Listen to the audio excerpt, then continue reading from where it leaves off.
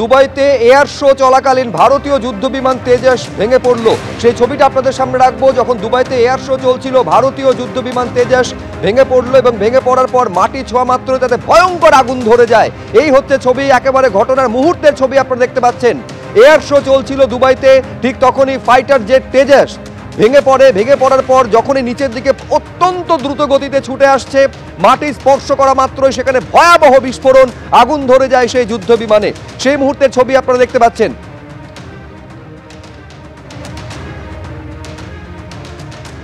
একেবারে ঘটনার মুহূর্তের ছবি আপনাদের সামনে রেখেছি। যখন দুবাইতে এয়ার শো চলছিল, এয়ার শো চলাকালীন ভারতীয় যুদ্ধ বিমান তেজস ভেঙে পড়ে এবং মাটিতে ছোঁয়া মাত্রই অত্যন্ত দ্রুত গতিতে নিচে নেমে আসে এবং বিস্ফোরণ। का स्टेटमेंट जारी किया जाएगा, जिसमें बताया जाएगा कि पायलट की स्थिति क्या है, कहां पर है वो और किस तरह से क्रैश हुआ, उसके बारे में भी जानकारी दी जाएगी।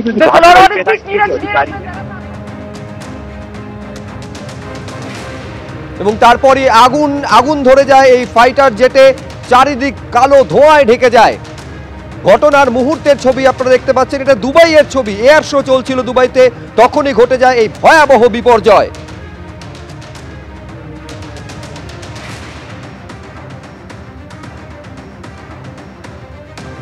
এখন এই যুদ্ধ বিমানে এই বিপর্যয় ঘটলো কিভাবে? যান্ত্রিক কোনো ত্রুটি ছিল নাকি অন্য কোনো কারণে এই ভয়াবহ দুর্ঘটনা ঘটেছে সেটা তদন্ত হওয়ার পর বোঝা যাবে। কিন্তু এই ছবি নিঃসন্দেহে অত্যন্ত উদ্বেগজনক ছবি। দুবাইতে এয়ার শো চলছিল, আচমকায় ক্র্যাশ করে যায় ভারতীয় যুদ্ধ বিমান তেজস এবং তারপর তাতে আগুন ধরে গেল।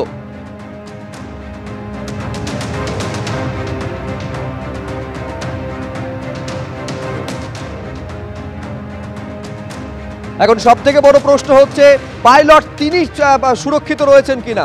যেই মুহূর্তে মাটিতে পড়ছে তারপরে কয়েক সেকেন্ডের মধ্যে এই ভারতীয় যুদ্ধবিমান তেজস পুরো আগুনের গোলায় ঢেকে যায়।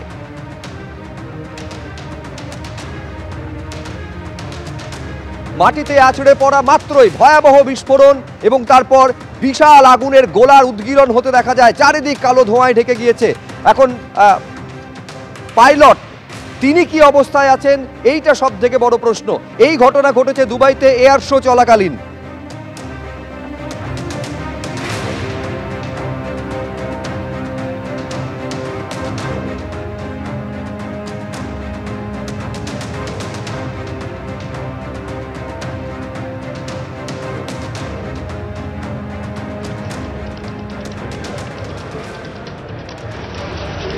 धीरज से हमारा संपर्क नहीं हो पा रहा है।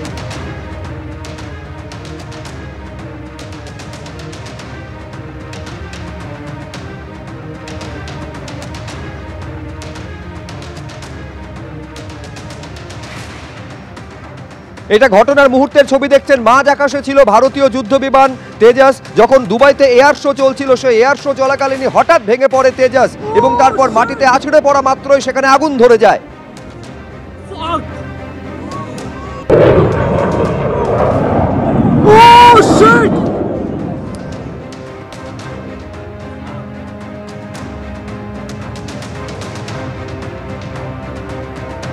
এখন এই ভয়াবহ বিপর্যয় কি কারণে ঘটলো, কি কারণে ভেঙে পড়লো মাঝপথে, এটাই সব থেকে বড় প্রশ্ন। এবং বড় প্রশ্ন এই ফাইটার জেট চালক অর্থাৎ পাইলট তিনি সুরক্ষিত রয়েছেন কিনা। কারণ যে কয়েক মুহূর্তের মধ্যে গোটা ঘটনা ঘটেছে, পুরোটা ক্যামেরা বন্দী হয়েছে, সেখান থেকে এইটা স্পষ্ট হচ্ছে না যে পাইলট তিনি বেরোতে পেরেছেন কিনা।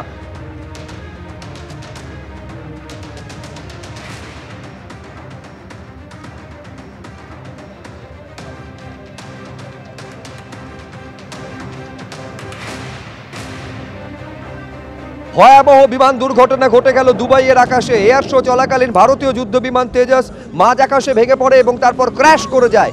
মাটি ছোঁয়া মাত্রই প্রবল বিস্ফোরণ।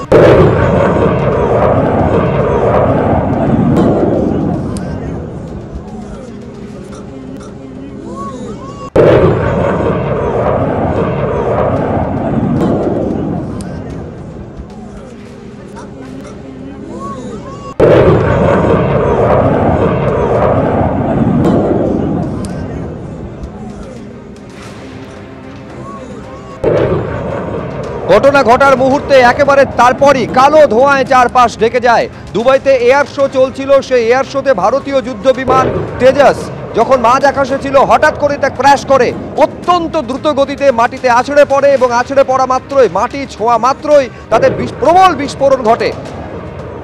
क्या है उसके बारे में अभी तक जानकारी नहीं दी गई है, लेकिन भारतीय वायुसेना ने ये पुष्टि कर दी है कि दुबई एयर शो में जो ये प्लेन क्रैश हुआ है ये भारत का ही स्वदेशी हल्का लड़ाकू विमान तेजस्वी है जो क्रैश हुआ है ये, और ये भारतीय वायुसेना के पायलट ही इसको उड़ान कर रहे थे इसमें। तो अभी इसके बारे में पायलट की स्थिति के बारे में वो साफ नहीं किया गया है भारतीय वायुसेना की तरफ से। लेकिन ভারতীয় বায়ুসেনার তরফে এই ঘটনার একেবারে বিবৃতি দিয়ে জানানো হয়েছে যে এরকম একটা ঘটনা ঘটেছে যেখানে দুবাইতে এয়ার শো চলাকালীন ইন্ডিয়ান এয়ারফোর্সের যে তেজস বিমান সেটা ক্র্যাশ করে যায় এবং মাটি স্পর্শ করা মাত্র সেখানে প্রবল বিস্ফোরণ, জোরালো বিস্ফোরণ, আগুনের গোলা দেখা যায় এখান থেকে উঠে আসতে। ফলে এই অবস্থায় পাইলট বেরোতে পেরেছেন কিনা তার ঠিক আগের মুহূর্তে সেইটা এখনো পর্যন্ত স্পষ্ট নয়। ভয়াবহ বিমান দুর্ঘটনা ঘটে গেল দুবাইয়ের আকাশে।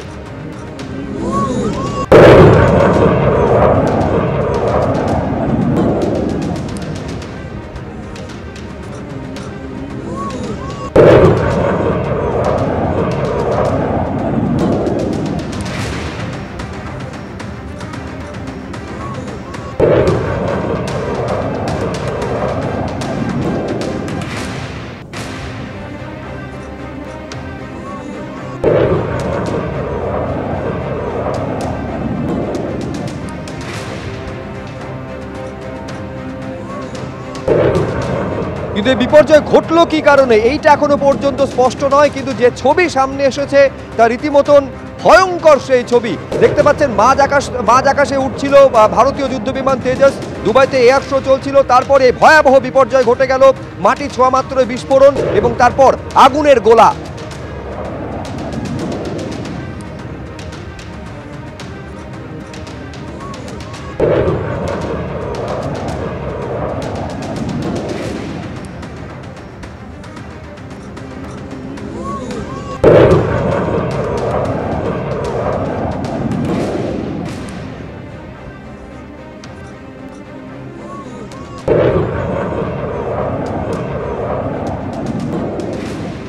এইটা হচ্ছে দূর থেকে যে ছবিটা দেখা যাচ্ছে সেখানে স্পষ্ট যে কত ভয়াবহ এই বিপর্যয় ঘটেছে।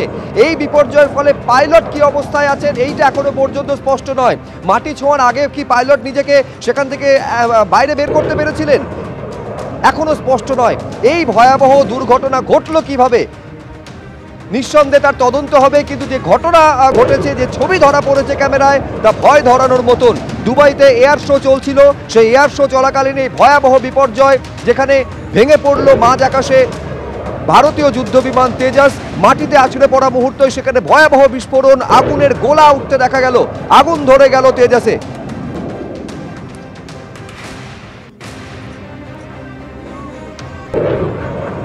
को ये नहीं बताया गया है कि हादसे की एग्जैक्ट वजह क्या रही है और इस बात का इंतजार किया जा रहा है कि हादसा क्यों हुआ, कैसे हुआ, किन हालात में हुआ, क्या इंजन फेल हुआ या कोई तकनीकी खराब आई, ये तो तमाम पड़ताल के बाद ही पता चल पाएगा। लेकिन भारत में निर्मित तेजस लड़ाकू विमान का इस तरह से दुबई के एयर शो में क्रैश होना ये एक चिंता की बात जरूर है। लेकिन जब कलाबाजी खाते हुए आसमान में तेजस विमान नीचे की तरफ आ रहा था तो सभी यही समझ रहे थे रोमाना की शायद ये एक बार फिर नीचे जमीन के करीब आकर फिर उड़ान भरेगा ऊपर की तरफ, लेकिन ऐसा नहीं हुआ। वो जमीन से ऊपर उठ ही नहीं पाया। आखिरकार वो कौन सी तकनीकी खराबी रही होगी जिसके कारण जो है ये हादसा हुआ, ये एक बड़ी चुनौती अभी तक बना हुआ है। लेकिन जो लोग इसकी तस्वीरें कैच कर रहे थे उन्होंने ही ये रिकॉर्डिंग की है और ये जो तस्वीरें हम स्क्रीन पर आपको दिखा रहे हैं, जो लोग एयर शो को देख रहे थे, दुबई में एक बहुत ही महत्वाकांक्षी एयर शो हो रहा था और भारत इसमें पार्टिसिपेट कर रहा था, जिसकी वजह से ये हादसा आज हुआ। इसकी तकनीकी खामियों का अभी तक कोई पता नहीं लग पाया है। रोमाना, ভারতীয় প্রযুক্তিতে তৈরি তেজস একেবারে এই ভাঁজ আকাশে হঠাৎ করে ভেঙে পড়ে, মাটি ছোঁয়া মাত্র তারপর সেখানে ভয়াবহ বিপর্যয় ঘটে যায়। হ্যাল অর্থাৎ হিন্দুস্তান এরোনটিক্স লিমিটেড তাদের তৈরি সিঙ্গল ইঞ্জিনের যুদ্ধ বিমান হচ্ছে এই তেজস, যে তেজস দুবাইতে এয়ার শো চলাকালীন এই ভয়াবহ বিপর্যয়ের মুখে পড়ল। এইটা এখনো পর্যন্ত স্পষ্ট নয় যে মাটিতে আছড়ে পড়ার আগের মুহূর্তে নিজেকে সেখান থেকে নিরাপদভাবে বের করতে পেরেছিলেন কিনা পাইলট, কিন্তু যে ঘটনা ঘটেছে প্রচুর দর্শক সেখানে ছিলেন, তাদের চোখের সামনে এই ভয়াবহ বিপর্যয় ঘটলো যেখানে ভেঙে পড়লো ভারতীয় যুদ্ধ বিমান, ভারতীয় প্রযুক্তিতে তৈরি। ভারতীয় প্রযুক্তিতে তৈরি এই যুদ্ধ বিমান তেজাস ভেঙে পড়ল। হ্যাল অর্থাৎ হিন্দুস্তান অ্যারোনটিক্স লিমিটেডের তৈরি সিঙ্গল ইঞ্জিন যুদ্ধ বিমান তেজাস ভেঙে পড়ল দুবাইয়ের মাঝ আকাশে। মাটি ছোঁয়া মাত্রই ভয়াবহ বিস্ফোরণ সেখানে।